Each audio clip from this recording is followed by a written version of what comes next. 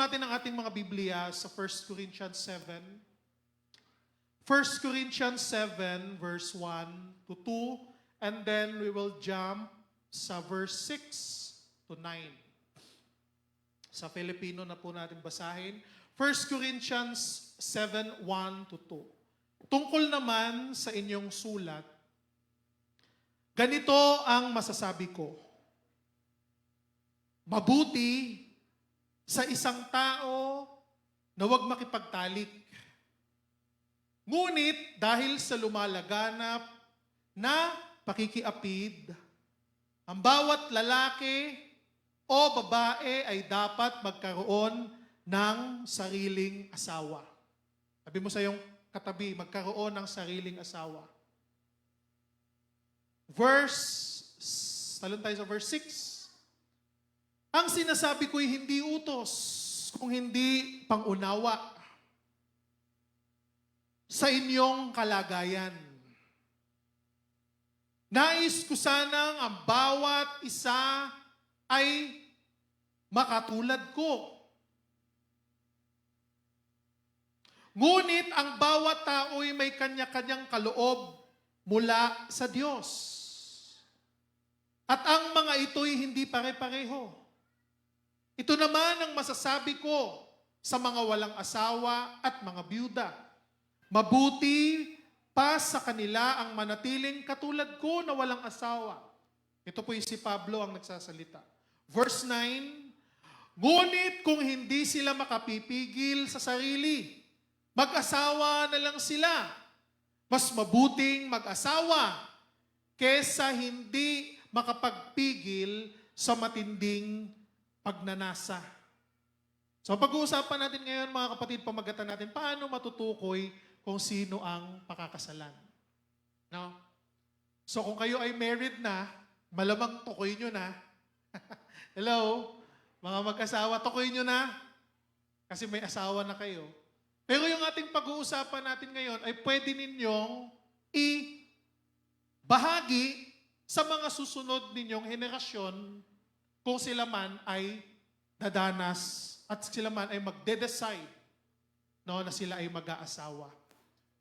Siguro, bago nyo nakita, bago nyo naranasan, marami mo ng experience, maraming problema, mga pagsubok, na hindi na nila dadanasin kung nauna na ninyo silang nagabayan. Amen? Mo anak, wag yan kasi naranasan namin yan ng papa mo. Naranasan namin yan ng nanay mo, nahirapan kami. Ayaw na naming danasin pa ninyo yung sakripisyo at paghihirap namin. Hallelujah! So bakit ito mahalaga kung paano natin matutukoy kung sino ang mapapangasawa, sino ang makakasama natin sa buhay, especially sa mga young people, young men and women na narito ngayon o nakakarinig ng mensahe na ito. Bakit siya ganon kahalaga? Dahil alam niyo mga kapatid, ang buhay mag-asawa ay mahalaga rin sa buhay natin bilang mga mananampalataya at naglilingkod sa Panginoon. Amen ba?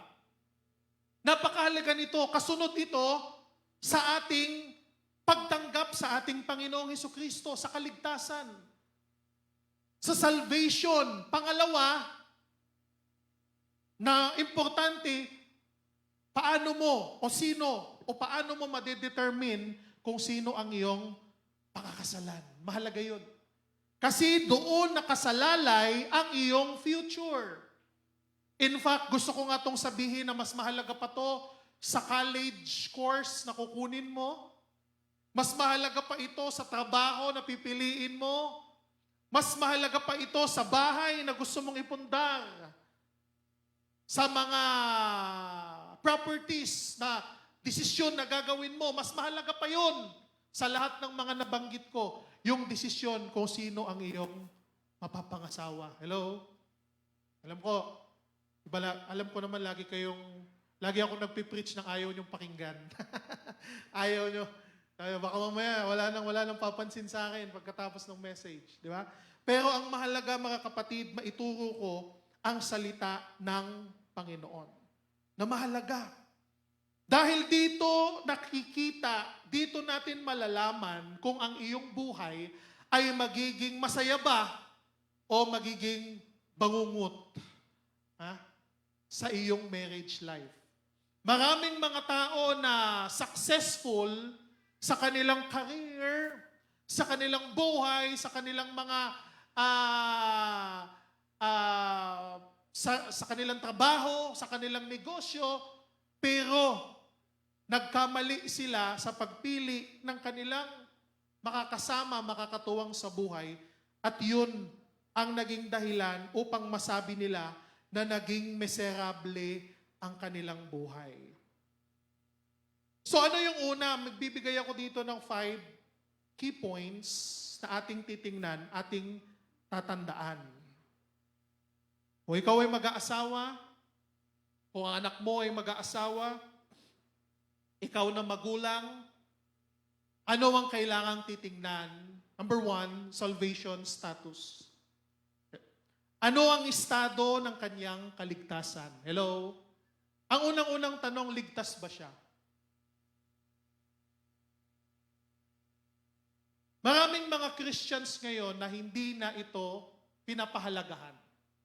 Kahit na sila ay matagal ng Kristiyano, naglilingkod na sa Panginoon, nagsiserve sa church, pero hindi pa rin nila kinukonsidera na unang-unang titingnan sa mga makakapareha, sa makakasama, mapapangasawa, ay hindi nila masyadong pinapansin kung ito ba ay may pananampalataya sa Diyos. Kung ito ba ay naglilingkod sa Panginoon. In fact, kung tinanong mo, ligtas ba siya? Ay, hindi ko alam. Ha? Hindi ako sure. Basta ang alam ko lang, gwapo siya. Basta ang alam ko lang, maganda siya. May dimple, malalim ang dimple. Maganda ang ngiti. Wala na akong pakialam kung ito ba'y ligtas o hindi. May mga Christian na ganun, mag-isip. Kahit lumaki na sa simbahan, punong-puno na ng pangaral, hindi, walang paki. O magka-boyfriend ng unbeliever, di ba? O magka-girlfriend ng unbeliever, na wala man lang pakialam kung yun ba ay may kaligtasan sa buhay. Ano bang sabi ng 2 Corinthians 6, verse 14 to 15? Magsimula tayo sa verse 14. 2 Corinthians 6, verse 14.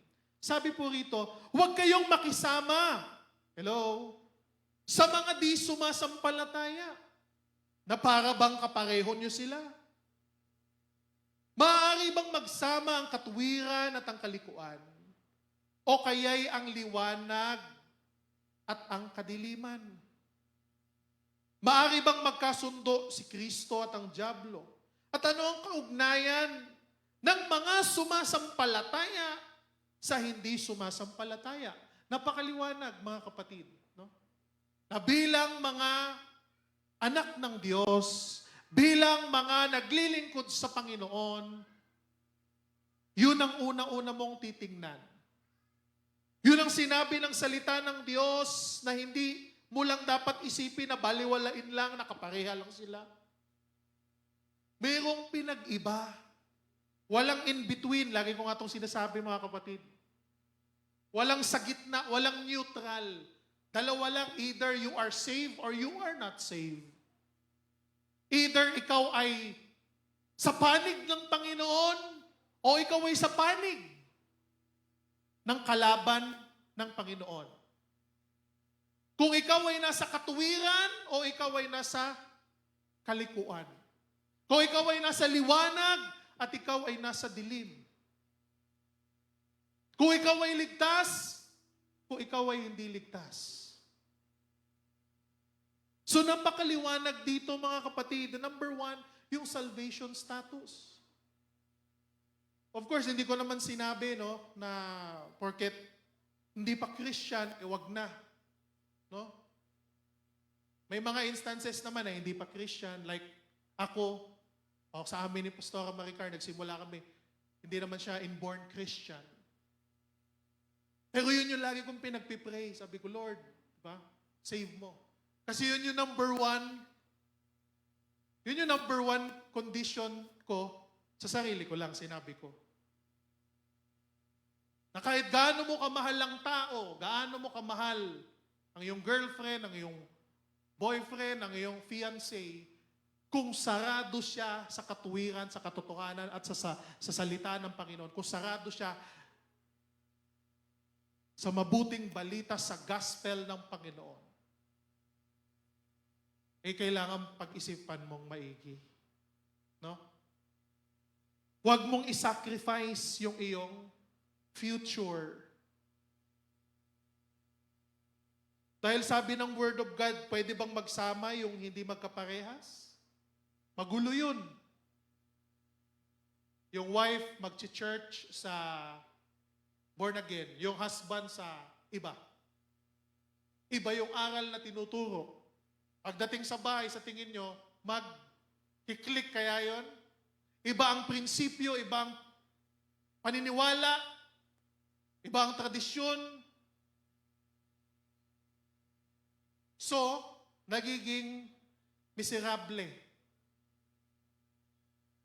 ang buhay. Nagiging magulo, walang katahimikan. Walang unity.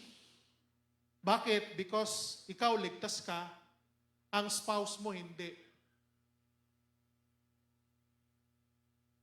Ang mga anak, magiging anak nyo, malilito. Kanino ba ako maniniwala? Di ba, mga kapatid? Kanino ba ako susunod? Ano ba susundin ko? Ano ba to? Saan ba talaga? Hanggang sa ang mga anak tuloy, wala na tuloy direksyon. O para neutral, wala. Ayoko na lang maglingkod. Ayoko na mag-church. Hindi lang yun, mga kapatid. Kailangan tingnan din natin kung anong status talaga ng spiritual life. Maaari kasing nagpapakilala din siyang Christian, pero hindi naman. Maaari ngang nag-attend naman ng church, pero hindi mo naman nakitaan ng paglago sa kanyang paglilingkod sa Panginoon. Titingnan din yan. Mga men, mga women's, di ba? Titingnan mo rin yan. Napakahalaga nitong salvation status o yung estado ng kanyang kaligtasan. Hello, andyan pa ba kayo? Kaya kahit gaano kaganda, gaano ka ka-in love, ipanalangin mo sa Panginoon, no? Na siya ay magkaroon, maligtas din na katulad mo. Kaya hindi tayo dapat tumingin lamang sa labas na kaanyuan, sa hitsura. Sabi ng Ecclesiastes 4:9-10,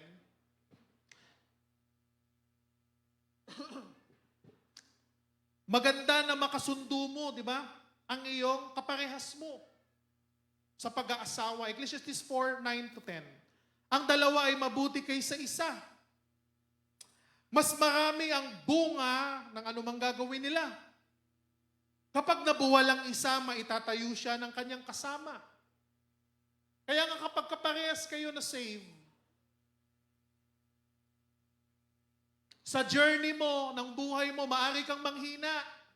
Pero nandyan ang asawa mo upang ikaw ay alalayan, tulungan. Hello? Nandyan ang husband mo na alalayan ka, nangihina, yung spiritual life mo ngayon. Nandyan yung wife mo na alalayan ka, nangihina, yung spiritual life mo, halimbawa. Pero kung ikaw lang, sino ang tutulong sa'yo? Sino ang mag-remind sa'yo? Dapat ang hanapin mo, mga kapatid, yung may pananampalataya na mas tingin mo higit pa sa pananampalataya na meron ka. Amen? Yung tao na pipiliin mo, titingnan mo na kung sakali mang magkanda hirap-hirap, aalalayan ako nito. Tutulungan ako nito. Hindi ako papabayaan ito sa aking journey, sa aking faith sa Panginoon. Kaya nga sabi ng verse, pag pinatuloy natin, kawawa ang nag-iisa sapagkat walang tutulong sa kanya kapag siya ay nabuwal. So mas maganda talaga, mga kapatid, na meron tayong katuwang sa buhay. Hello? Mas maganda. Pero hindi ko sinabi na yun lang ang maganda. Kasi katulad ni Paul, gusto niya maging single, gusto niya mag-serve sa Panginoon, no, ng binata o walang kasama o walang pamilya, walang asawa, okay din. Pero sinabi ng Bible, mas maganda na may katuwang tayo sa buhay. At yun ang disenyo ng Panginoon. Yun yung design ng Lord sa kanyang mga anak. Hallelujah. Praise the Lord. Yun yung number 1. Ano yung number 1 natin? Kaligtasan. Estado ng kanyang kaligtasan. So sa mga singles, yun agad. Is he or her or she ay ligtas o hindi? Yun kagad ang question. Pangalawa, mga kapatid, ito napakahalaga din, parental blessing or basbas ng magulang. Ayan na. Marami nang nagpapakasal ngayon, na nag-aasawa ngayon, na kahit, kaya natin, yung magulang kung hindi sang-ayon. O hindi talaga masaya yung parents sa pag-aasawa. Sabi ng Proverbs 21 verse 1, hawak ni Yahweh ang isip ng isang hari at naibabaling niya ito kung saan niya igawi. So king o hari, ano bang sinisimbolo nito? It symbolizes the authority. Kung gusto mong malaman kung kalooban ng Diyos ang iyong pag-aasawa, titingnan mo kung sang-ayon ba ang iyong mga magulang. Hello? Hello? Because your parents, merong tinatawag na authority over you. Regardless kung ikaw ay 18 years old na, okay. Pero pagdating sa pag-aasawa, meron pa ring say ang magulang. At yun ang napakahalaga, mga kapatid, na sila ay mabasbasan ang inyong pagsasama. Yung authority. Because when you rebel against the authority, you're rebelling against God.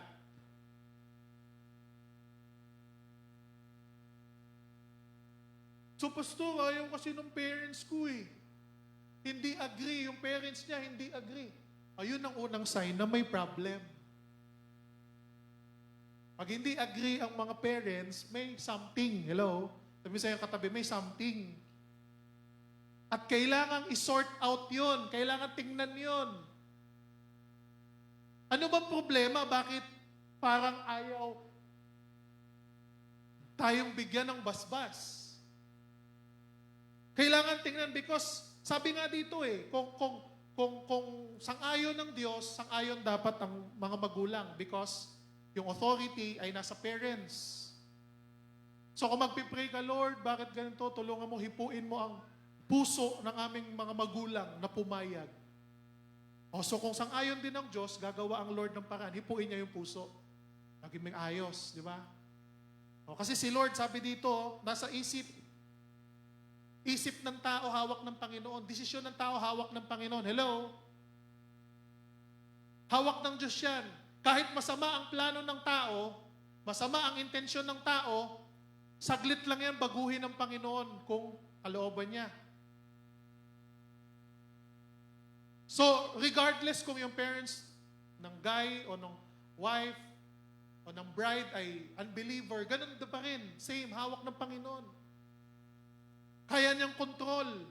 Makokontrol ng Diyos yung isip, yung diwa. So pag hindi na mapayag, pastor, hindi kasi agree. So merong something. May something wrong. So maybe it's, meaning nun ay maghantay, hindi pa right time. Hindi pa agree si nanay, si tatay. Hindi pa right time. Bakit naman right time? Elementary ka pala ngayon eh. High school ka pala ngayon, paano magiging right time? Hindi talaga agree yung parents mo. Or nag-aaral ka pa, hindi ka pa tapos mag-aaral. Or wala ka pang stable job. Or wala ka pang napundar. Natatakot yung parents mo na pag nag-asawa ka, doon pa rin kayo titira sa bahay niyo. Kasama yung 11 mong mga kapatid. O mga ganung bagay. Anong something meron? So sign to wait or baka sign na hindi siya ang Mr. Right mo. Hindi siya ang right person. Di ba? Para sa iyo. So pag may ganon mga kapatid, at bago yun, balikan natin. At mga magulang, ito yung masishare ko sa inyo, huwag kayong mahihiya na magsabi ng opinion ninyo sa marriage life ng iyon yung mga anak. Huwag kayong magdadalawang isip na hindi sila pagsabihan o kung ano yung plano nyo, opinion nyo. Diba? Naalala ko nung sabi ko, ma, parang mag-aasawa na yata. Uy, wag! Sabi ng nanay ko, wag! Ha? Sino ba yan, ha? Ano, pala mo, dos por dosin eh. So, anong ginawa? Kinuha ang loob. Diba? Kilala, ganito, ganyan. Ganun din sa side din ng aking mapapangasawa. Hindi rin ako kilala. Sino ba yan, ha? Ano ba yan? Tapos nung nalaman nila, Christian ba? Born again pa? Naku po. Ha? Mamili ka ngayon. Kami o siya. Ganon, di ba? Pero kailangan kunin ang loob. Amen? Hello? Ipag-pray sa Panginoon. Ganon yun eh. Kailangan both parties. Pag-usapan. Hindi lamang consent. Dapat meron talaga yung full blessing ng mga magulang. No? Kaya kung bakit hindi sang-ayon, baka pwedeng pag-usapan, pwedeng mag-meeting, parents, o sino man yung sa palingin yung may issue, mag-usap ng masinsingan, at tingnan nyo kung kayang ma-resolve, kayang ayusin yung issues. Amen? Huwag kayong magpapakasal na parang may samaan ng loob. Ha? Dati may na-issue pa nga yung, sino ba yun? Yung nagalit pa yung tatay kasi parang bisita lang daw. Sino bang celebrity yun? O artista ba yun? Hindi ko alam. Alam ni Pastor kanina. Oh. Nagtampo daw kasi yung tatay, binaliwala o ganun-ganun. Di ba parang pangit, di ba? Na parang may ganun na samaan ng loob. At bilang mga magulang, mga kapatid, bilang mga anak, mahalaga yung blessing talaga ng magulang. Amen? Mga anak, amen ba yun? Mahalaga yung blessing. Kaya pag nag-isip kayo, gusto nyo na mag-asawa, importante yung blessing ng parents. Mapapayag nyo sila ng taos-puso, ng masaya. No? At mga magulang, huwag kayong magdalawang isip na magsabi ng opinion nyo. Nakilatisin nyo yung tao na, ano ba yan? Ano ba yan? Ha? Kaya ka na ba talagang buhayin yan? Kaya na ganito, ganyan? Ano? Ha? Hindi ka ba gugulpihin yan? Bablakayan yan? Wala bang history yan ng ano? Wala bang ano yan na masasama, nalulong sa ganito, ganyan? Di ba? Kailangan ano rin ng magulang yan. Check. Ano yung background, ano yung ganito. At huwag kayong mahiya dahil kapakanan ng inyong anak ang nakasalalay. Ayaw nyo na pagdating ng panahon na uuwi yan, may black eye, naka-shades. Kala nyo nagpuporma, galing beach. Wala namang beach dito sa Caloocan. Naka-shades. Paghubad mo pala, ayun, nakita.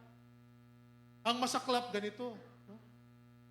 Bumisita yung tatay, pagbukas ng pinto, nakita niya yung anak niyang babae, may pasa. Dito. Ha? Nagalit yung tatay ngayon, gusto magwalasan yung asawa mo. Walang iya yun na. Pagbukas ng kwarto, yung pala yung asawa na lumpo na rin. Mas malaki yung damage. Yung sa misis, konti lang. Yung nakita niya yung asawa, wala na, nakasimento na yung buong Imbis na yung tatay magalit, naawa. Naiintindihan kita, dinanas ko din yan. Saklap ng ganun, di ba? Na parang hindi masaya, magulo, mga anak, mga apo. Pero kung ginawa natin yung number 1, mas maiiwas tayo. Hindi ko sinabing 100%, pero mas malaki yung chance. Dahil yung taong napangasawa mo, may ligtas din, may Panginoon din, mas madali talaga na pagpalain ang inyong buhay at mas madali na maging masaya ang pamilya. pagkasama ang Panginoon. Hallelujah! So napakahalaga nun mga kapatid. Check nyo, i-resolve. Lalo na sa buhay mag-asawa. No? O kung ngayon ka lang naligtas, hindi nyo pa to alam nun, di ba? O hindi pa huli ang lahat. Ipag-pray yung iyong spouse, yung isang mister, yung iyong misis, na siya rin ay makakilala sa Panginoon. At yung message na ito, doon na lang sa next generation, sa mga anak at sa mga apo na dadaan na sa pamilya ninyo. Pangatlo mga kapatid, ano yung pangatlo nating titingnan? Pakinggan ang tinig ng Diyos. Pakinggan ang tinig ng Diyos. Kung paano man nagko-communicate sa iyo ang Panginoon. Ko-communicate siya sa prayer, sa iyo, or nagko-communicate siya through reading His Word, yung Word of God. Nakakirinig mo si Lord doon tuwing nagbabasa ka ng Bible, o nagpipray ka, or nagfa-fast ka, or natutulog ka through dreams. Maraming paraan ng Panginoon kung paano niya kausapin ang kanyang mga anak. At kung ano man ang paraan na yun ng Panginoon, ang importante, maki-communicate nyo, marinig nyo clearly ang sagot ng Panginoon para sa inyo. O ang sinasabi ng Panginoon para sa inyo. Sometimes through words, di mo alam kung anong bubuksan, Lord, ganito, may tanong ako sa iyo, Lord. Ano yung sagot mahanap ko? Pagbukas mo ng Bible, exactly. Yun yung tinatanong mo, yun yung sinagot ng Panginoon. Nakanasan nyo na ba yun, mga kapatid? Lord, mayroon akong saloobin, ano ba itong gagawin ko?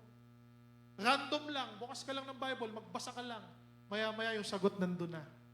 Or prayer, napakalaki, yung spirit mo talagang, na ano mo, ito yung sabi ng Panginoon. Or dreams, pwede rin. Kasi naalala ko nun si mom ko, nanay ko, sabi niya, lagi niyang pinagmamalaki, di ba? Ilang beses ka, 3 times daw siyang ni Bishop Vic, no? Nung bago sila mag-asawa. 3 beses pinakita sa dreams. Kaya haba ng hair ng mama ko eh. Haba ang hair, 3 beses ba namang binangungot? Hindi naman, no? 3 beses ba namang pinakita sa panaginip eh. Talaga sure na sure, di ba? Walang talaga, wala lang pagdududa. Ako naman, yung sign ko, sabi ko, Lord, sabi ko, pag si Maricar ay naglingkod sa'yo, tumanggap sa'yo, yun ang number 1 sign. No? Pero sabi ko sa sarili ko, hindi ko siya ipipressure. Ayoko ma-pressure yung gagawin niya lang dahil natatakot siyang iwan ko siya, yung ganon. O tatakutin mo, ganon. Hindi. Sabi ko, Lord, ikaw, siya yung unang mag-open. Di ba? At every time na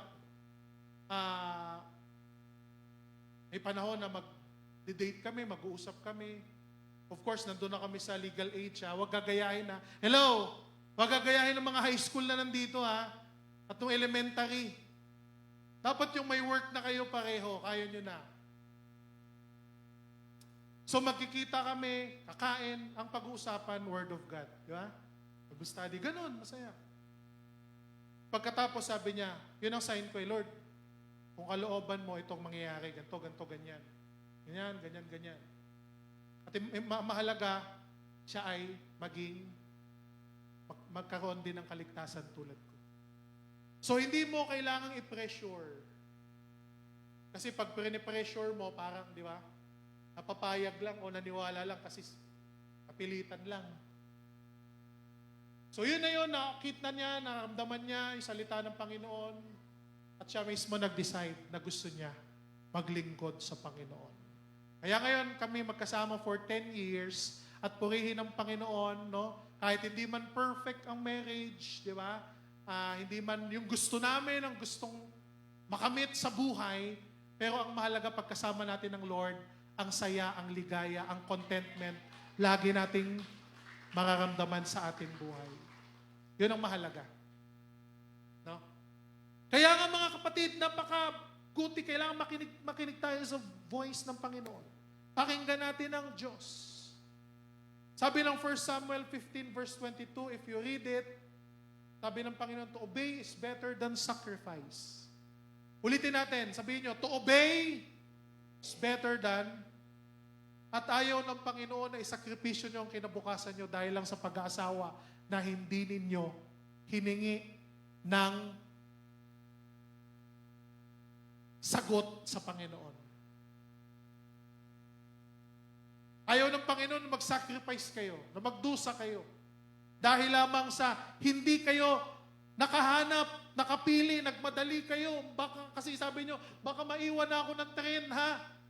Ako na lang ang wala pang asawa sa mga kaklase ko ng high school. Lahat sila tita na. Di ba? Ako na lang, kaya kahit sino na lang. Nakilala mo lang sa waiting shed. Kahit sino na lang, kahit hindi clear kung anong magiging future mo kasi wag lang ako maiwan sa tren. O, kaya nga sabi, di bali nang maiwan ka sa tren, may susunod na biyahe pa lang naman, di ba? Wag lang sa kakamadali mo, nahulog ka sa rilis, gulungan ka ng tren. In other words, napahamak yung buhay mo kasi para bang desperado ka na talaga.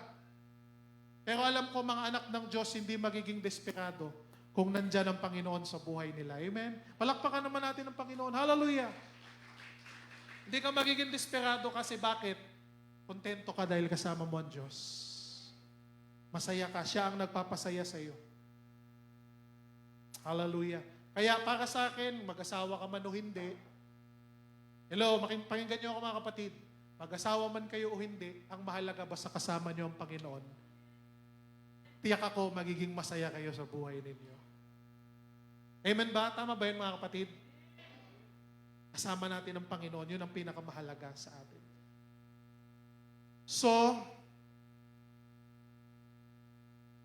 gusto ng Lord na to obey. Mas mahalaga sa Kanya yun. Sundin natin ang salita ng Diyos. Sundin natin ang mga payo na mabubuti para sa atin. Pang-apat, huwag tayong pumili ng mapapangasawa base lamang sa temporary status na tinatawag.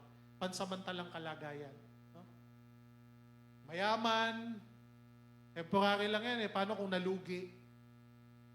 Maganda yung trabaho, o paano kung nagsara yung company niya? Hindi ko sinabing wag yun ang maging basis, pero wag lang yun ang titingnan mo. O kaya, may kotse kasi, mukhang mayaman, yung pala, baka sa boss niya yun. Di ba? Sports car, o baka mamaya, ni-rent lang yun. Kasi yun sa ibang bansa di ba? Kapag ka parang mayamang ka, yung gusto ng mga babae, kahit hindi naman nila kilala. Yung mga bagay na yan. O kaya, yung pipiliin mo, sabi nga nila, Coca-Cola body. Ha? Pag ganon, ano ba yung Coca-Cola? Ganyan. Ha? Huwag kang pumili nun. Kasi darating ang panahon, ganon na yan. Frigidaire na. Sabi sa Bisaya, ano yung frigidaire?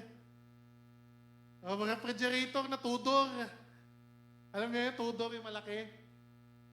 O, kaya kung titingnan nyo yan, tatandaan nyo ito, nagbabago ang katawan. Nakita ko nga yung picture namin 10 years ago, sabi mo, payat ko pala dati. Ha? Ngayon, mahirap na maghanap ng damit Babago yung katawan kaya kung yung titingnan mo, dahil sexy, dahil magwapo, may abs, 6 packs. Ngayon, ab na lang. Kasi minsan, abnormal pa. Hindi mo maintindihan yung ugali. Sabi nga ng 1 Peter 3, verse 3 to 4, huwag ang inyong pagpapaganda ay maging panlabas lamang. Ang pag-aayos ng buhok, pagsusuot ng mga alahas na ginto, o mamahaling damit. Sa halip, ituon ninyo sa panloob na pagkatao. Hallelujah. Ang di nakikitang kagandahan ng isang maamo at tahimik na spirito na mahalaga sa paningin ng Diyos. So, hindi yung outward appearance, napakahalaga yung inward. Di ba? Yung kanyang relationship sa Panginoon. Yung ugali, paano makisama, paano makipagkapwa-tao. Baka kasi, paano magsalita, di ba yung panloob? Kasi kung ano yung nasa loob, linalabas yan sa bibig. Hello? Kung masama ang nasa loob, lalabas yan sa bunganga niya pag nagsalita siya. Kung may galit, may puot, lalabas yan. Kung may inggit, lalabas yan. Lahat ng nasa loob ng katawan natin, mga kapatid, lalabas yan kung paano tayo magsalita. Kung mayabang ka sa loob, lalabas yan. Paano ka magsalita? Mayabang ka talaga. Kaya sabi ng Word of God, tingnan mo, hindi yung mga panglabas lamang. Hindi yung mga alahas, mga kayamanan, mga kung ano-ano na pinapakita ng mga tao. Ang pagbabasihan mo, kung hindi yung kanyang panloob. Higit sa lahat yung kanyang relasyon sa Panginoon. Wag yung muka, wag yung tsura, at wag yung zodiac sign. Hello? Ay, match tayo, match. Ano ka? Virgo. Anong match nun? Ay, hindi ko kasi alam kung anong match nun eh. Aries. Ay, match tayo, ha?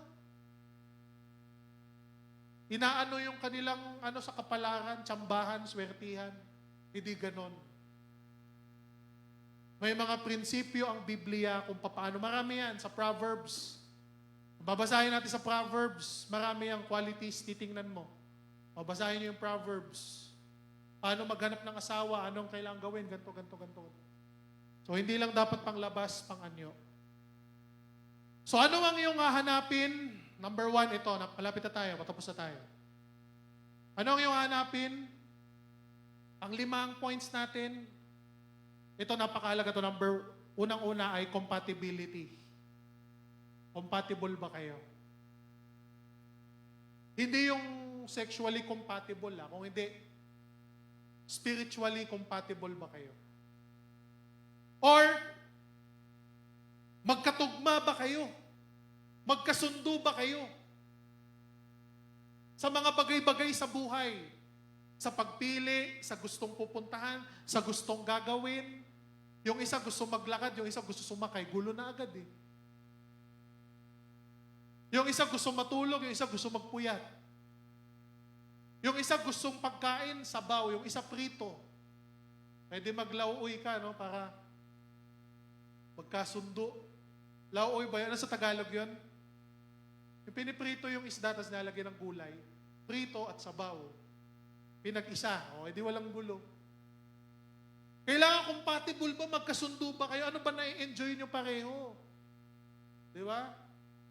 Katulad sa amin, we love to travel, di ba? Mag-asawa, mahilig kaming magbiyahe. Kung land trip man yan, okay lang kahit papuntang Mindanao. Di ba? Yung mga ganon, ano ba yung tipo? Mahilig. Back in the day, nung bago-bago pa kami, mahilig kami magmotor. O motor kami kung saan-saan. Hanap kami ng beach, motor lang, ganyan-ganyan. Zambales, Batangas, kahit saan, basta motor. Pero ngayon, medyo, di na. Lalo na, ang mahal na ng gasolina, di ba? 100 na, papaisip kayo. Bili na lang tayo bigas. Bili na lang tayo ng ulam, ng pagkain, o ganyan. Ano ba yung interest ninyo? At higit sa lahat, ano ba yung political views? Hello? Political views, mahalaga yan. Parehas ba kayo ng political views? Hindi yung magkasalungat. Kasi sa bahay pa lang, pag-usapang politika, magkaaway na yung nanay at tatay, walang gulo. Kailangan compatible, magkasundo. Pwedeng may difference ng konti, pero at the end of the day, magkasundo. May character ba siya? Paano niya ba i-handle yung mga problema? Yung mga pagsubok sa buhay, paano ba niya i-handle yon? Kaya niya ba? Matatag ba siya? Competence ba siya sa trabaho? Kaya niya bang magsumikap talaga? O palagi siyang resign ng resign? Hello? Itong bagong company, resign. Lipat, resign. Hindi makatyaga, hindi makatiis. Kahit na nako-compromise yung pangangailangan ng pamilya. Hindi niya kayang pagtiisan, pagtyagaan. Kasi gano'n naman sa simula lahat ng trabaho, mahirap. Tama ba? Hello? Mahirap. Kaya niya bang magtyaga, magtiis? Maliban na lang kung na-abuse kayo, ibang usapan yon. Pero kung hindi naman, nahirapan ka lang talaga, ayaw mo lang mapagod. Kaya nga sabi ko, mas maganda mag-business kayo. No? Gusto nyo chill lang, wala kayong boss, sana mag-business kayo. Hawak nyo oras nyo. Yan talaga ang pinakamaganda. Hallelujah. Communication, napakahalaga nito. Meron ba kayong maayos na communication? Kahit na 20 years, 30 years na kayo mag-asawa, nag-uusap pa rin ba kayo? Ha? O sa comment section na lang kayo nag-uusap? Sa GC ng family. May GC ba yung family nyo? Hindi na kayo nag-uusap ng personal, doon na lang. Oy, kakain na, baba na. Ano gusto mo ulam bukas? O nakaplansya na uniforme mo? Wala na. Tapos pag nagkaharapan na, parang di ayaw na mag-usap. Ganun. Napakahalaga may communication pa rin. Kahit may mga anak na kayo, mga nanay, mga tatay, dapat may communication pa rin. No? Labas din kayo paminsan-minsan. Huwag nyo nisama yung makukulit yung anak. Kayo lang para magkausap kayo. Ba? Maganda. Ano bang plano natin? Ganto, ganyan. Ano ba? Umanungin, lumanghap-langhap din ng na hangin, di ba? Tabing dagat o sa mga bundok. Mga ganun-ganun, recreation. Mag-ano-ano rin. Kailangan nyo ng mag-asawa. Amen? Hindi lang puro kayo, trabaho. Puro problema. Kailangan may time din tabi mo na problema. Balikan na lang yan. Di ba? Mag-relax din. Kailangan niya natin. Tao tayo eh. Hello? Hindi naman tayo robot eh. Kailangan meron ding pahinga. Huwag palaging trabaho kasi mahirap yan. Baka mamaya yung buhok mo, ganun-ganunin mo na Ikutin mo na, mag-isa ka na lang sa sulok. Binibilog-bilog mo yung buhok mo. Kailangan may pahinga yung utak natin, mga kapatid. Kaya papalipas ng kain, gutom. Mapakalaga, cash management. Marunong ba ito mag-budget? Mahalaga yun. Gastador ba ito? Mapapangasawa ko? Palagi ba itong may kumakatok na may delivery? Tapos sasabihin, ay, may delivery ako, pakibayaran. Ay, bayaran muna. Konsumisyon na yung mga magulang. Magtingin-tingin ko, pag naasawa mo yan, patay ka. Order, o maraming ganto ganyan. Gusto, magastos ba? Hindi ba marunong magtipid? Hindi ba marunong mag-save? Itingnan mo din yan, mga kapatid. Or mapagkakatiwalaan, magaling mag-budget. Ganto, yun ang maganda. Amen? At ito, higit sa lahat. Dapat, isa man lang sa inyo, marunong magluto. Hello?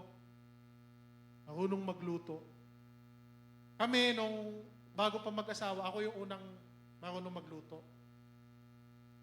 Turuan ko si Pastor Marca. Ngayon, hindi na. Magaling na siya magluto. Hindi na kaya. Tingnan mo, halata naman sa katawan, mga kapatid.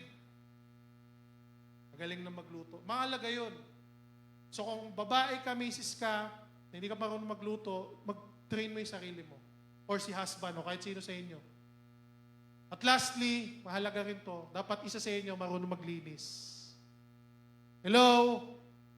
Kasi kung pareho kayong hindi naglilinis, ewan ko na lang. Hindi mo alam kung bahay ba to o dump site. Di ba? Hindi na tinutupi. Yung mga gamit, ginapili na lang eh. Wala nang tupian to pagkatapos maglaba. O sige, pili na lang kayo dyan. Ano ba to? Ha? Alam niyo yung bagong ngayon, viral. Hindi na daw nagtutupi yung mga tao, kumukuha na lang sa labahan. No, kasi wala nang time, tamad na. Dapat marunong may maglaba, maglinis, gano'n. Trabaho, kung nagtatrabaho si mister. At yun nga, sabi ko nga kung yung mga misis natin, huwag nyo naman sabihin walang ginagawa sa bahay. Tama ba yung mga misis? Kasi minsan yung mga mister, kala mo kung sino porque nagtatrabaho sa labas eh. Dito ka lang sa bahay, wala kang ginagawa! Sabi mo nga sa asawa mo, sige palit tayo, ikaw nga mag-alaga nitong 7 anak mo. Meron pang 2 aso. Iba may kalapati pa. Lahat yan inaasikaso ko. Sabi mo, wala akong ginagawa.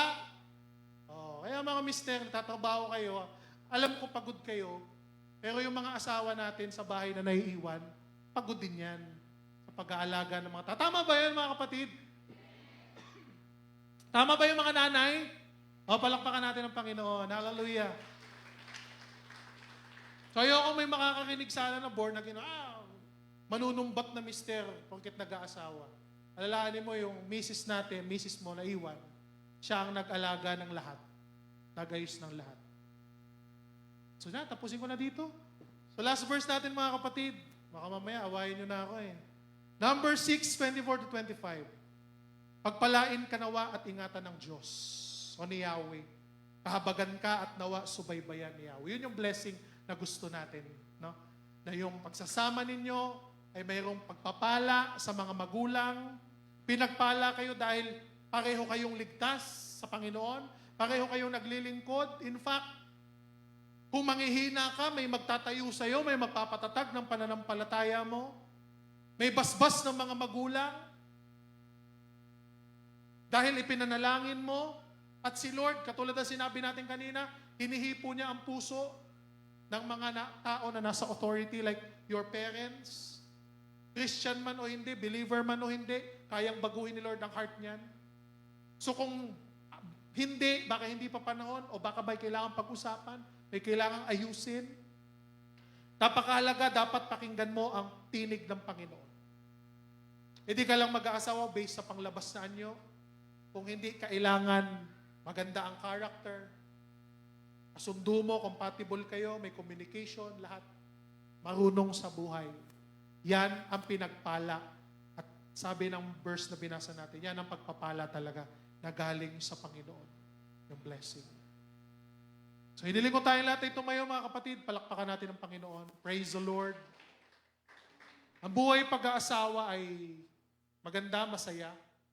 Lalo na kung kayo may kasamang pamilya, mga anak, napakasaya niyan. Kung kayo naman ay mag-decide na ayaw niyong mag-asawa, wala din problema. It's your choice. Sabi ng Bible, mas maganda kung may kasama, ka-partner, katuwang sa buhay. Yun ang design ng Panginoon sa marriage. So kung tayo ay may balak mag-asawa, yun ang ating tingnan. Kung tayo naman mga parents na, yun ang ating ipayo sa ating mga anak.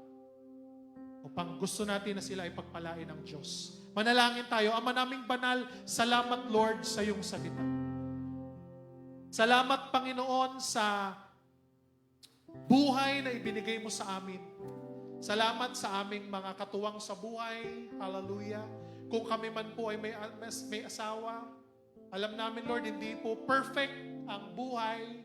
May problema, may mga struggles sa buhay mag-asawa. Pero salamat Lord na ikaw ang talagang solusyon. Ikaw ang tumutulong sa amin, sa mga couple Lord, na maging matatag sa pamilya Lord. Ganon din Lord sa mga tao na nag-decide na mag-isa lang sa buhay. Actually, hindi naman sila mag-isa dahil nariyan ka Panginoon. Ikaw ang kasama nila. Salamat Lord, anumang desisyon ang gagawin, ang pipiliin ng aking mga kapatid. O God, ikaw Lord ay mananatiling buhay. Ikaw ay mananatiling tapat. Pagpalain mo ang bawat isa sa amin, O Diyos. Hallelujah. Lahat Lord na narito, pagpalain mo. Sa mga kaibigan at kasama namin online, Lord, i-bless mo ang kanilang buhay, O God. Ang kanilang pamilya, Panginoon. Salamat, O Diyos, na ang aming pananampalataya ay gawin mong mas lalong maging matatag, O Panginoon. Sa mga pagkakataon na ito, sa oras na ito, sa mga bagay, Lord, maging sa aming buhay ngayon at mga nangyayari sa mundo, Lord, tulungan mo kami na huwag ma-shake, O God. Tulungan mo kami na huwag matinag, Panginoon. Tulungan mo kami, Lord, na handa, Panginoon, na humarap sa future, O God. Dahil alam namin, O Diyos, na naroon ka na, nauna ka na, at nakikita mo na ang aming kinabukasan. Salamat, Lord, pagpalain mo ang iyong mga anak. Pagpalain mo ang aming young people. Lord, pagpalain mo ang aming young men, young women's, Lord. Salamat na sa kanilang future, Panginoon, pangunahan mo. Gawin mong blessing ang aming family, ang aming marriage life, na maging good example kami sa world, Panginoon, na sila rin, Panginoon, ay makakilala sa iyo dahil sa aming buhay, dahil sa aming pamilya, O God. Bless mo ang bawat isa. Kaya Lord, salamat, ikaw po ay aming tinataas. Sa iyo lamang ang lahat ng kapurihan. Sa pangalan ni Jesus, ang lahat ay magsabi ng Amen at Amen. Hallelujah. Glory.